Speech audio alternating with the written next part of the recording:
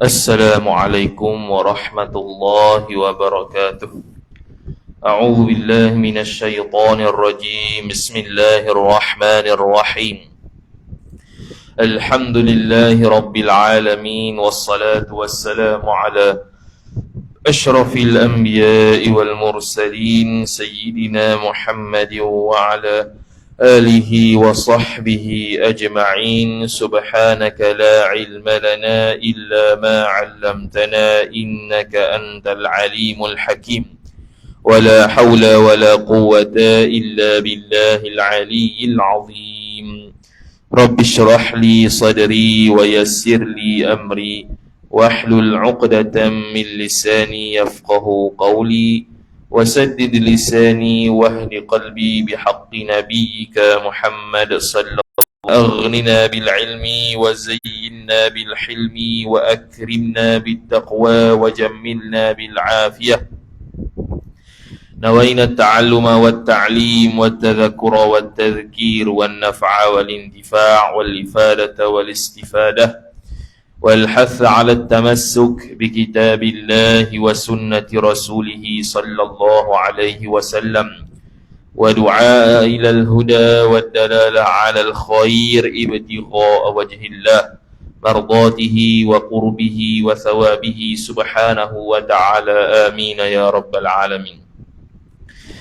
Kita Wisyahul Afrah wa Isbahil Falah muka surat 19 baris 10 daripada atas. قال المصنف رحمه الله تعالى ونفعنا الله بعلومه وبعلومكم وبعلوم مشايخنا في الدارين آمين يا رب العالمين. Kata pengarang Al-Syeikh Muhammad bin Ismail Al-Fatani rahimahullah ta'ala, maka tiada haram menyentuh sesuatu daripada rihal itu atas barang yang dikatakan dia Ibnu Qasim. Ia nukil daripada Syekh Ramli dan Syekh Tablawi. Jadi sambung perkara-perkara yang diharamkan ke atas orang yang berjunub, ke atas orang yang berhaid, ke atas orang yang bernifas, iaitu tidak boleh menyentuh mushaf. Boleh kita baca mushaf, boleh kita baca mashaf, boleh kita baca mishaf. Mushaf, mashaf, mishaf, bolehlah kau. Jadi sekarang ni dia kata kalau dia tu Quran tu atau mushaf tu ada di atas reha, boleh ke tak sentuh reha? Maka sini berlaku khilaf di kalangan ulama. Maka dia sebut, maka tiada haram menyentuh sesuatu daripada rehal itu. Jadi rehal yang atasnya ada Quran. Kita letak Al-Quran di atas reha, kemudian kita pun pegang, sentuh reha tu. Tu khilaf boleh ke tak? Pandangan pertama tidak haram, itu tu atas barang, atas pendapat yang dikatakan dia kan barang. Ibnu Qasim oleh Syekh Ibnu Qasim. Syekh Ibnu Qasim Al-Abbadi rahimahullah ta'ala, pengarang kitab Hasyiah Ibnu Qasim ala Tuhfatil Muhtaj. Jadi dia kata tidak haram. Tapi ia Ibnu Qasim nukil, dia pindahkan perkataan, dia nukil orang saja. Nukil daripada siapa? Daripada Syekh Ramli. Daripada Syekh Muhammad Ar-Ramli rahimahullahu ta'ala, merupakan guru kepada Syekh Ibnu Qasim ni lah, tu guru dia. Dan Syekh Tablawi, tu nama ulama' jugalah, Syekh Tablawi. Dua-dua ni mereka mengatakan tidak haram. Dan yang diiktimad mana yang dipegang. Ini pendapat yang dipegang oleh Syekh Ziyadi, itu seperti Syekh Ibnu Hajar Al-Haytami rahimahullah, akan haram menyentuhnya, menyentuh rihal. Jadi khilaf. Jadi sesuatu, tak kisahlah rihal ke apa-apalah, yang mana diletakkan Quran di atasnya, maka berlaku khilaf boleh ke tak kita sentuh benda tu. Ketika kita berjunub, ketika kita berhaid, ketika kita bernifas. Maka ada pendapat pertama kata haram, pendapat kedua kata tidak haram. Dan berkata Syekh Halabi dan Syekh Qalyubi. Dia kata pula dua orang ni, Syekh Halabi dengan Syekh Qalyubi. Syekh Qalyubi ni pengarang kitab Hasyiah Al-Qalyubi ala Kanzir Raghibin syarhi minhaj talibin. Kita ada lebih kurang 4 jilid, 5 jilid lah. Jadi dia kata haram menyentuh akan barang yang hampir daripadanya daripada mushaf. Tiada yang jauhnya, tiada yang jauh daripada mushaf pula dah. Jadi dia kata apa-apa yang berdekatan dengan mushaf tak boleh sentuh juga. Dia nak kira dekat jauh ni lagu mana? Dekat jauh ni kira uruf. Bila letak Quran di situ, mana yang dekat dengan Quran, itu pun tak boleh sentuh dah. Itu kata Syekh Qalyubi dengan Syekh Halabi rahimahumullah subhanahu wa ta'ala. Dan kalau jauh, kalau nampak pada uruf Quran sini, barang tu duduk situ jauh, maka boleh sentuh barang tu. Maka haram menyentuhkan dia. Maka haram menyentuhkan dia, menyentuhkan barang yang hampir tu. Dan kotak yang tersebut itu, iaitu kotak yang ada dalamnya mushaf. Kotak yang ada dalamnya mushaf pun tak boleh juga kita sentuh, apatah lagi angkat. Beza kalau dalam bekas tu ataupun dalam kotak tu ada Quran dan benda lain. Maka kalau kita kosak angkat benda lain, harus. Tu kita dah bincang dah. Jadi kalau satu kotak tu ada kitab, ada Quran, ada benda lain lah selain daripada Quran, kita pun kosak angkat selain daripada Quran, maka hukum dia harus. Jika ada Quran pada keduanya, pada kedua mana? Kotak dengan barang yang hampir tadi. Ataupun reha tadi tu lah. Jadi haram sentuh. Tu kalau reha tadi tu khilaf. Bersalahan ketika tiada pada keduanya. Yang ni kalau tak ada mushaf itu dalam kotak tersebut, maka bolehlah dia sentuh kotak tu, apatah lagi angkat. Jadi kaedahnya rehal yang atas pandang kata ataupun kotak tu kata haram sentuh tu bila Quran ada atas tu. Kalau Quran tak ada atas tu, selesai masalah, boleh sentuh, boleh pegang. Maka tiada haram menyentuh keduanya, kotak dan rehat tadi, ataupun yang barang yang hampir pada mushaf tadi. Dan tiada haram menanggung akan dia, akan kotak tadi. Tak haram juga. Bukan. Ni masalah baru. Dan tiada haram menanggung. Menanggung ni bawa. Menanggung ni bawa lah. Menanggung, yakni bawa akan dia akan mushaf serta mata benda, yakni serta barang lain. Tak kisahlah barang lain tu mah ke, kitab ke, beg duit ke, apa-apalah. Kita letak dalam satu beg, kemudian dalam tu ada Quran, dalam tu ada makeup, dalam tu ada kitab, dalam tu ada phone, semua ada. Maka kita pun kosak angkat beg tu untuk angkat Quran dengan angkat benda yang dalam tu, maka boleh. Tidak haram. Tidak haram. Dan jika kecil sekalipun, seperti jarum sekalipun, walaupun benda hak lain tu jarum sekalipun, kita letak dalam beg tu Quran, kemudian letak jarum, atau kita angkat kosak, angkat jarum, sah, boleh. Hak ni seperti berkata Syekh Ramli, dan orang yang mengikutnya, orang yang mengikut Syekh Ramli. Jadi Syekh Ramli kata kita ambil dalam satu beg tu letak Quran, kemudian letak jarum ataupun benda kecil lah, pin ke apa ke, kita pun kosak angkat pin tu, maka boleh kita angkat beg tersebut walaupun ada Quran.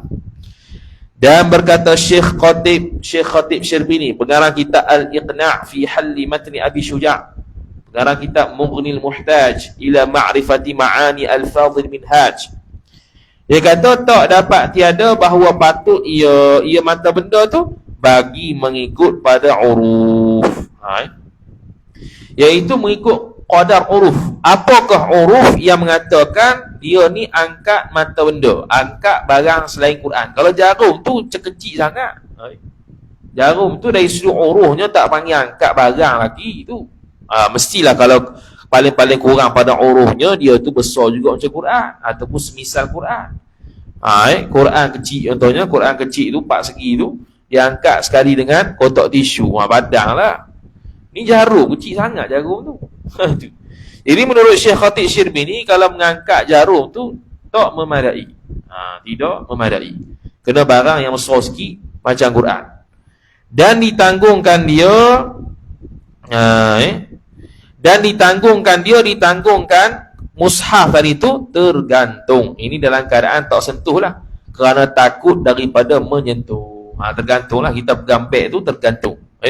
Kita pun bawa beg, tergantunglah barang tu. Jadi kita kosak angkat mushaf dan selain mushaf, ataupun kosak angkat mushaf sahaja, angkat selain mushaf sahaja boleh. Dan jika tiada, maka haram atasnya, atas seorang. Yang ni jika tiada tergantung, mana kita menyentuh sampai tahap menyentuh Quran juga, tak boleh lah, hak tu tidak, maka hak tu haram. Kalau tanggung bawa tu sekira-kira kita dipanggil menyentuh Quran, tak boleh lah. Sebab kita kalau nak sentuh Quran ni tak syarat berlapik nak kata haram tau. Tak syarat berlapik untuk kata tak haram tau. Berlapik kau tak berlapik kau, kalau pada uruf orang panggil sentuh, haram. Jadi kalau contoh kita bungkus Quran tu dengan bungkus plastik contohnya, kita pun angkat begitu, tu dia panggil sentuh. Dia panggil bersentuhan dengan Quran, dia bersentuhan dengan mushaf. Maka bila bersentuhan dengan mushaf, dikira menyentuh mushaf. Menyentuh mushaf tidak boleh, hukum dia haram. Jadi bawa mushaf tu dengan makna dia tu tergantung, mushaf tu tergantung. Kita bawa beg, bawa beg kira kita tak pegang dia lah. Ataupun bawa beg plastik ke, bawa beg plastik tak pegang dia lah, sebab kita pegang tangkai plastik tu, kita pegang plastik tu sungguh. Dan disyaratkan pula bahawa tiada dikosakkan mushaf jua, dengan bahawa dikosakkan mata benda ataupun itlaq. Itlaq ni tak niat apa-apa.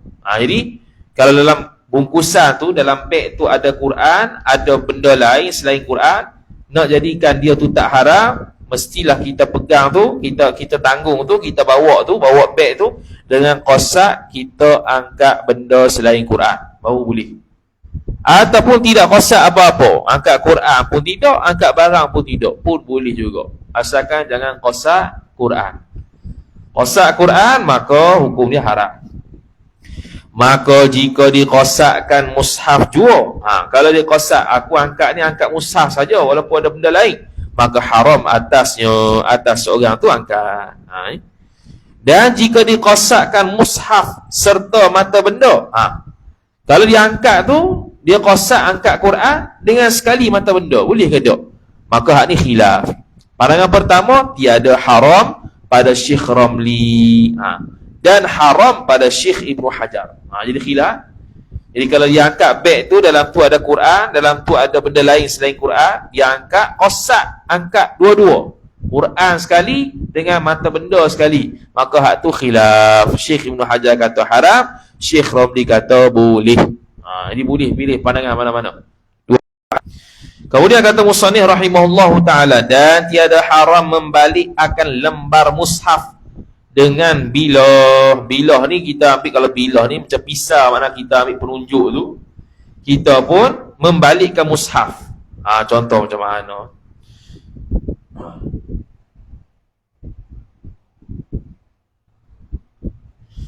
Ini contoh, ni contoh lidi ke atau penunjuk Quran ke. Jadi kita pun nak buka Quran, kita pun nak selok Quran lah. Jadi kita pun buat macam ni. Ni dia panggil tanggung Quran, hukum dia haram. Kecuali kita buat begini, gini saja, tu boleh, tu tak kira tanggung. Beza kalau hak ni dia angkat Quran ni sekali dengan pen-pen sekali, hak ni dia panggil menanggung Quran, hukum dia haram. Tapi kalau dia buat gini, dibuat gini ya, tu boleh. Okay. Jadi dia kata maka haram, tiada haram membalik akan lembar mushaf dengan bilah. Bilah tu apa-apa barang lah. Bilah sini macam pisah, tapi tak pisah lah, lidi ke penunjuk ke, melain jika bercerai lembar dan menanggung atas bilah. Itulah kita sebut maka haram. Jadi kalau dia tu menanggung atas penunjuk ni, jadi ni contoh menanggung lah. Jadi kita angkat begini, ini tanggung ni, ni ayat Quran atas pen kita ni, kita pun angkat gini, hukum dia haram. Tapi kalau tak terangkat ataupun tidak tidak dipanggil tanggung mushaf, tak dipanggil tanggung mushaf, gini sajalah, gitu, itu tak tanggung. Yang tanggungnya kalau kita ambil pen ni, lepas tu kita buat lagu ni. Jadi kalau buat lagu ni dia panggil tanggung mushaf. Ni dia panggil tanggung mushaf. Tu hukum dia haram.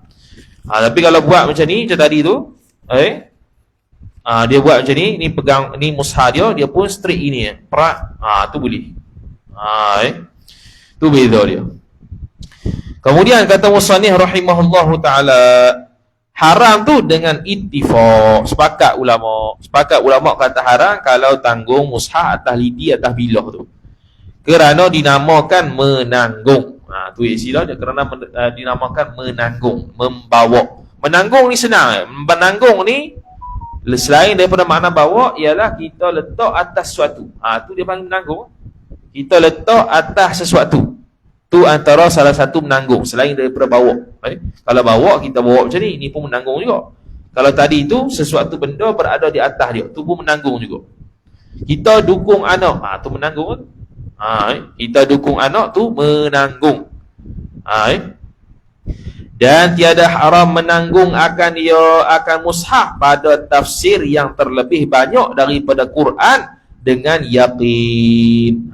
Contoh kita bawa tafsir Ibnu Katsir. Tafsir Ibnu Katsir 13 jilid contohnya.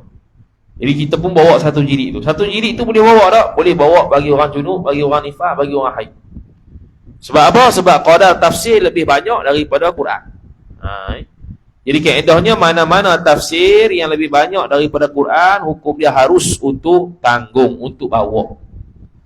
Kalau mana-mana tafsir yang Quran tu lebih banyak daripada tafsir, maka hukum dia haram. Sama macam bawa Quran. Kalau sama, contoh dalam kitab tersebut biasanya berlaku perbahasan kalau tafsir Jalalain. Kalau tafsir Al-Jalalain, kalau tafsir Al-Jalalain tu ulama kata boleh juga tanggung, kerana dia tu lebih banyak daripada Quran. Tafsir tu lebih banyak daripada Quran. Cumanya ihtiyat, berhati-hatinya tak payah pegang lah. Takut-takut ada yang terlebih. Ada yang terlebih Quran. Dan tiada haram pula menanggung dirham atau dinar. Contoh dirham atau dinar tu ada yang Quran. Boleh tak kita bawa orang haid? Boleh. Sebab tu jadi duit dah. Contohlah ringgit Malaysia ni ada atas dia ayat Quran. Dia buat pesen baru. Dari kerajaan Islam dia tukar duit jadi semua ayat Quran belaka. RM10 ayat lain, RM1 ayat lain, RM5 ayat lain. Jadi orang haid ketika tu boleh bawa ada duit tu? Boleh. Boleh pegang? Boleh. Boleh pegang lah urusan jual beli. Itu tak ada apa. Menanggung lah situ. Dan kepala cincin yang tersurat padanya, pada dinar, dirham dan kepala cincin tu sesuatu daripada Quran. Jadi cincin pun ayat Quran juga. Ayat Quran belaka. Jadi Islamik 100%. Duit ayat Quran, cincin ayat Quran. Tu tak ada masalah, tak dapat elok lah tu. Dan jangan ditegah kanak-kanak yang mumayyiz, berhadas besar atau hadas kecil, daripada menyentuh dan menanggung Qurannya, Quran kanak-kanak tadi. Sudah. Jadi kanak-kanak ni apa dia? Iaitu orang yang belum balik lah. Dia panggil kanak-kanak. Jadi kanak-kanak ni dia kata jangan kita tegah. Ini orang tua ni, kita ni jangan tegah budak-budak untuk sentuh Quran, untuk bawa Quran ketika dia berhadas kecil dan berhadas besar. Jadi timbul soalan. Kalau hadas kecil faham lah, kecil berak. Mana dia lepas berak, kita pun bagi dia pegang Quran, tak apa. Ini satu lagi. Kanak-kanak ni kanak-kanak mumayyiz. Kalau kanak-kanak yang mumayyiz tak boleh mak pak serahkan Quran pada dia, kerana dia akan melempar dan sebagainya, akan buat benda-benda yang tak sepatutnya pada Quran lah. Maka hukum dia haram ke atas mak pak tu beri Quran kepada budak-budak yang tidak mumayyiz. Jadi kalau budak-budak yang mumayyiz, kalau dia berhadas kecil berak, boleh tak dia pegang? Boleh. Untuk menggalakkan dia belajar Quran tanpa dia perlu ambil air semayang banyak kali. Penting. Lepas tu ada besar ke mana pula? Ada besar kita takdir kata dia tu kena rogol. Jadi kalau dia kena rogol, dia ada hadas besar situ. Lepas kena rogol nak mengaji. Contohlah. Maka ketika tu tak payah halang daripada dia tu nak ambil Quran. Tak ada masalah. Dan luhnya, luh mushaf. Luh ni papan lah, rehal ke apa-apa yang berkaitan dengan papan Quran ni. Kerana ni sini menderes. Situ tak tahu lah tulis apa kat Melayu tu. Menderes ni makna mengaji lah, dan mengaji. Dia asal pada darasa. Darasa ni belajar. Kalau orang Indonesia dia sebut menderes gitu ya.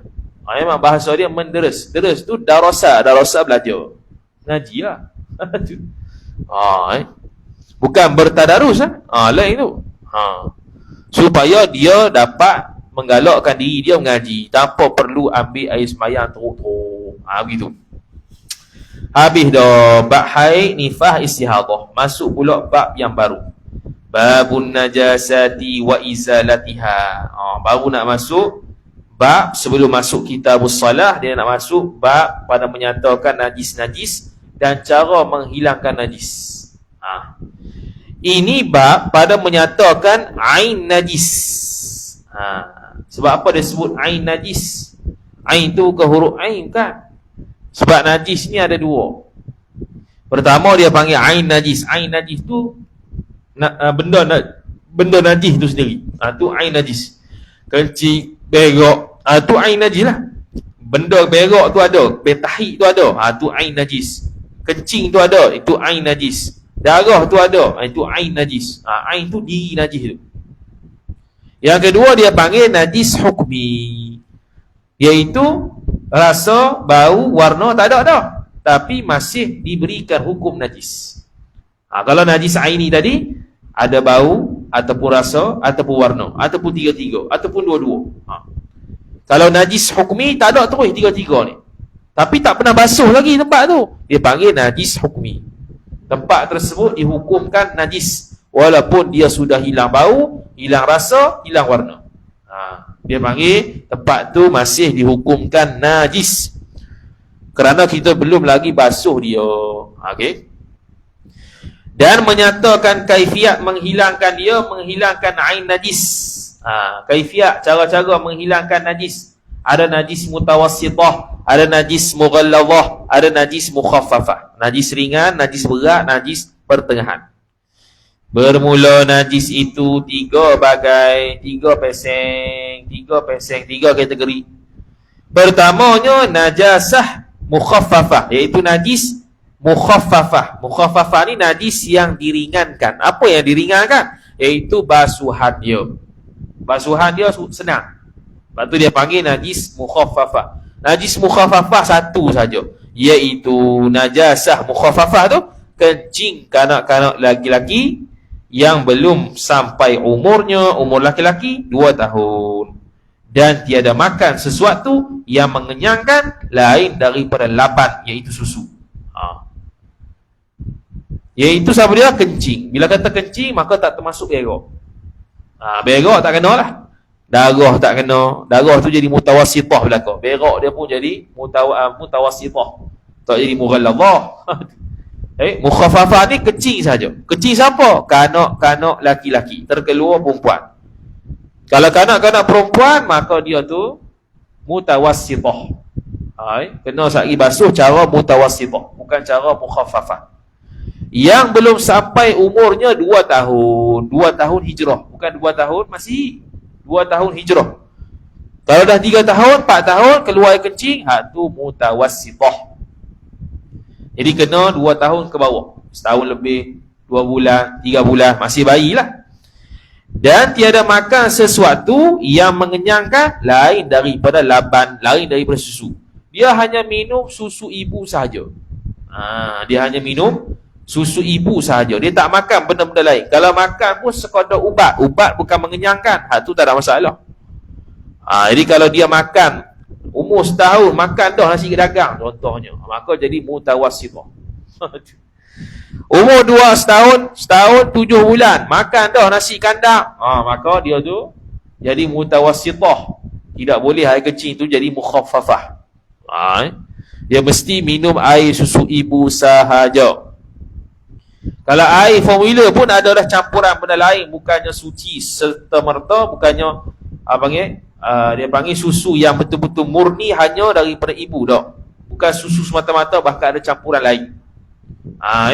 Jadi bayi ni hanya kenyang minum susu ibu saja 2 tahun. Maka kencing dia itu mukhaffafah. Dia tak bagi tahu lagi lah cara nak basuh, dia bagi tahu najis dulu. Tu najis pertama. Dan kedua daripada 3, najasah mughalladhah. Najis mughalladhah, najis yang diberatkan, iaitu berat cara basuh. Kena 7 kali. Salah satu daripadanya campuran debu tanah yang suci. Iaitu najis mughalladhah, najis anjing dan babi. Dan yang diperanakkan daripada keduanya, anjing dan babi, atau daripada salah suatu daripada keduanya, anjing dan babi, dengan binatang yang suci. Noktah. Tamanya najis mughalladhah ialah anjing. Ialah apa? Anjing. Itu disebut dalam hadis Nabi SAW. Mana ada dalil lah yang suruh basuh lebih daripada sekali untuk najis mughalladhah. Anjing ni bahagian apa dia? Apa-apa bahagian, sama ada air liurnya, lidahnya, kepalanya, badannya, asalkan salah satu daripada anjing ataupun benda yang disentuh anjing basah, maka dia jadi najis. Jadi kalau dua-dua kering, maka tidak najis. Contoh kita tersentuh anjing, anjing tu kering, kita pun kering, itu najis. Tak payah basuh 7 kali. Dan babi ni tak ada dalil, tapi dia guna qiyas kepada anjing. Sebab babi lebih teruk daripada anjing. Babi tak disebut dalam hadis suruh basuh 7 kali, dalam Quran pun tak sebut, tapi ulama pakai qiyas. Dia sama macam anjing, bahkan lebih teruk daripada anjing. Anjing pun 7 kali, dia pun lagi berhak lah 7 kali, sebab dia lebih hina daripada anjing. Dan yang diperanakkan daripada keduanya, daripada anjing dan babi, apa-apa saja yang babi dan juga anak beranak, maka dia tu najis juga. Dia pun najis juga. Contoh babi setubuh dengan babi, keluar babi, babi tu najis lah. Anjing setubuh dengan anjing, keluar anjing, maka najis lah anjing. Anjing setubuh dengan babi, keluar babi tu anjing. Babi tu anjing, babi tu najis. Anjing setubuh dengan babi, keluar anjing tu najis. Tu dia beranakkan daripada keduanya, atau daripada salah suatu daripada keduanya, anjing dan babi, dengan binatang yang suci. Jadi anjing pergi setubuh dengan kambing binatang yang suci, jadi keluar anak tu najis macam anjing. Kambing setubuh dengan babi, keluarnya binatang tu dia panggil najis macam babi. Jadi kambing setubuh dengan babi, jadi kabi lah. Jadi kambi. Kambing campur babi, kambi. Jadi dia tu jadi najis. Nak panggil binatang apa lah tahu. Dia kena tengok rupa lah. Rupa dia kambing, tapi kambing yang najis mughalladhah. Itu. Begitu juga kalau contohnya dia tu pergi setubuh dengan orang. Dia setubuh dengan orang, keluar anak tu macam anjing. Anak tu macam anjing. Sama jugalah, badan dia najis hukmi. Badan dia najis hukmi. Cuma ada perbahasan detail lah. Kalau dia setubuh dengan orang tu, keluar anak orang tu, nak kata hukum najis tu kat mana? Tu detail lah. Tu kita tak ingat sangat. Itu dalam kitab Furuq Masail ada. Dalam kitab Hasyiah Al-Bajuri pun ada. Dia sebut kalau dia setubuh dengan seseorang, orang manusia lah, keluar anak, ada bahagian yang najis, ada bahagian dimaafkan. Itu benda yang tak tahu, tak apa tu, dia panggil iftiradi, andai-andai sahaja. Dan ketiga, najasah mutawassithah, najis pertengahan. Kerana cara basuhan dia tu tak payah sangat, tak ringan sangat, tengah-tengah je. Iaitu najasah mutawassithah, segala najis yang lain daripada yang tersebut, iaitu yang lain daripada najis anjing, babi dan juga kanak-kanak yang kurang 2 tahun tu. Noktah. Habis 3 najis tu. Bermula segala binatang suci sekaliannya. Bermula sedikit dah. Bermula segala binatang suci sekaliannya, sekalian binatang. Semua binatang suci belakang. Melainkan anjing, melainkan anjing, lagi akan sebut, dan babi. 2 binatang ni najis. Binatang lain semua suci. Harimau suci, singa suci. Cuma kalau suci belum tentu boleh makan. Itu lain kan. Benda makan lain, benda suci lain.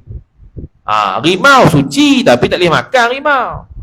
Hukum mazhab Syafi'i, hukum dia haram. Kerana dia ada jenis binatang bertaring, maka hukum dia haram. Ular suci tapi makan haram, tak boleh kalau ada racun. Kalau memudaratkan. Dan jika anjing perburuan sekalipun, hukum dia najis juga. Najis yang dilatih. Najis perburuan ni najis yang masuk sekolah. Najis yang dilatih untuk buru orang. Najis anjing polis tu lah. Dia anjing polis atau anjing askar tu, hak tu pun najis juga walaupun dia cerdik. Anjing pemburuan ni dia ada syarat-syarat dia lah. Antaranya kalau tuan dia tu suruh pergi, dia pergi. Suruh stop, dia stop. Tu pemburuan tu, najis pemburuan tu. Anjing perburuan yang cerdik. Dia panggil al-kalbul mu'allam. Anjing yang dipelajari, anjing yang diajarkan kepada dia.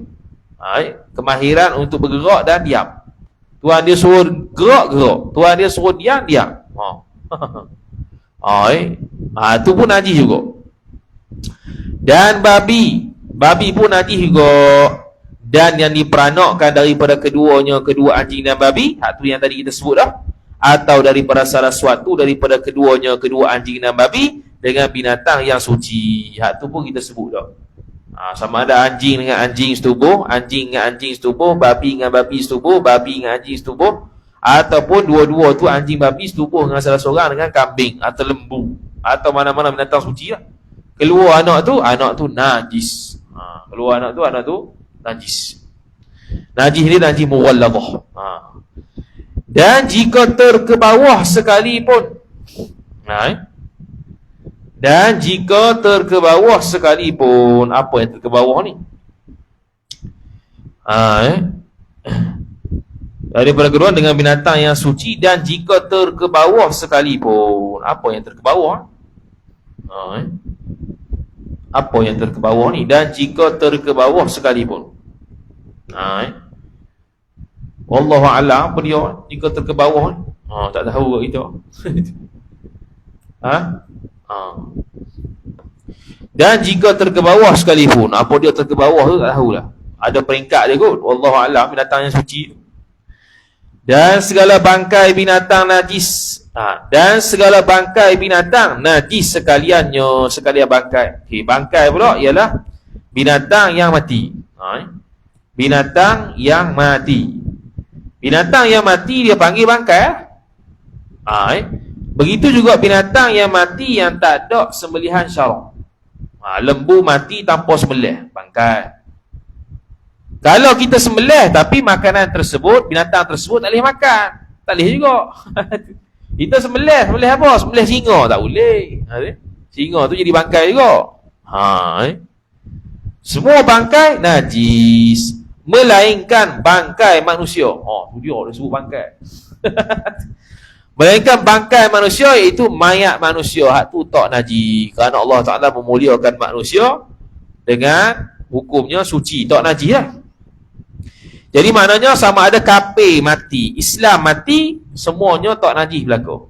Tu bangkai manusia. Kita ni asal usul bangkai akan datang. Jadi kita kalau orang nak sentuh tak haram pula, tidak najis. Dan ikan pun tak jadi bangkai juga. Bukan jadi bangkai tapi dimaafkan. Mana boleh. Kita ambil ikan tu, tak payah sembelih, makan terus, boleh masuk. Buanglah dalam perut tu. Mana tak payah sembelih macam kambing, lembu, tak payah. Bila kata ikan, makna apa-apa sahaja. Binatang laut tak payah sembelih, tak payah apa. Udang, sotong, makan begitu sajalah, nak sembelih apa je. Cumanya ada pandangan lah, yang kalau ikan tu ikan besar, sunat sembelih. Kalau ikan paus contoh, sunat sembelih sebab nak cepat mati. Tu pun khilaf juga. Ada yang kata sunat sembelih sebab nak cepat mati, ada yang kata biarkan saja dia mati sendiri. Tu khilaf pula. Tu kalau ikan besar lah. Tu lagi. Dan belalang pun boleh makan, tak payah sembelih. Belalang goreng. Kat Indonesia banyak lah belalang goreng, kedai dia. Tangkap belalang mana, tahu stok dia tu. Oh, kita nak jumpa belalang pun payah jadi belalang boleh makan. Kita tangkap dia, makan, goreng, makan, boleh. Tak ada masalah. Sedap ke tak? Allah Alam. Celup tepung ke? Belalang celup tepung.